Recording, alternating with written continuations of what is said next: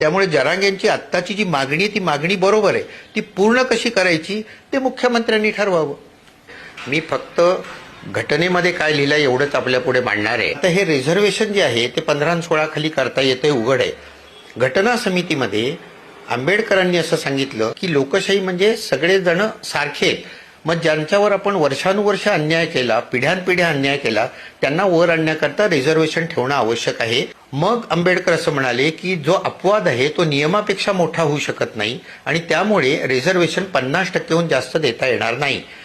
हाच बरोबर मुद्दा केंद्र साहनी केसमध्ये सुप्रीम कोर्टाने उचलून धरला आणि सांगितलं की 50%च्या वर रिझर्वेशन देता येणार नाही. की मराठा या ओबीसी मध्ये येतात का, तर ट्रिपल टेस्ट सांगितलेली आहे सुप्रीम कोर्टाने. ट्रिपल टेस्ट याचा अर्थ असा की मागास आयोगाने मराठा समाज मागास ठरवायला पाहिजे 1, त्यानंतर एम्पेरिकल डेटा उपलब्ध पाहिजे 2 आणि 50%च्या वर देता येणार नाही 3. या 3 गोष्टी आहेत.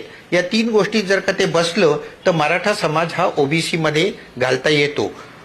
आता 50%च्या वर आरक्षण देता येणार नसल्यामुळे 50%च्या बाहेर मराठ्यांना आरक्षण देताच येणार नाही आणि ते मागास असतील असं डिक्लेअर झालं तर ते ओबीसीत येतात. ओबीसीची व्याख्याच ती आहे, socially in educationally backward class, त्याच्यात ते येऊ शकतात. तेव्हा जरांगेंची जी आत्ताची मागणी आहे की आम्हाला रिझर्वेशन पाहिजे आणि ते ओबीसीतूनच पाहिजे, हे सध्या तरी कायद्याला धरून आहे. आता यातून मार्ग कसा काढायचा हे थोर आपले राजकारणी लोक जे सगळे बसलेत, शेवट लक्षात घ्या की politics is race for power.